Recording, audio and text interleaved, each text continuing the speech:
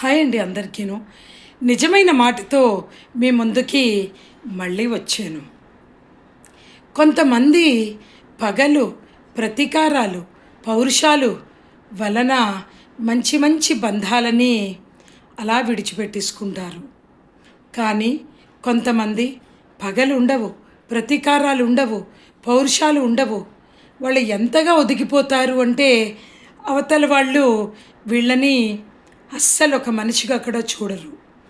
అంటే మనం జనాల మధ్యలో తిరిగేటువంటి జనాలు ఎవరైతే ఉన్నారో వాళ్ళు ఏ విధమైన వాళ్ళో ఎలాగ మనం మసులుకోవాలో అని కూడా మనకి అర్థం అవ్వలేని పరిస్థితి. ఎందుకే ఎవరితో ఎలాగా ఎప్పుడు ఎంతలో మసులుకోవాలో అంతలోనే మసులుకోవాలి, లేదా మనని దిగజారిపోయిన వాళ్ళు అన్నట్టుగా చూస్తారు. నిజం కదా. దీనికి మీరు కూడా సమ్మతమే అయితే ఒక కామెంట్ చేయండి, షేర్ చేయండి. Thank you.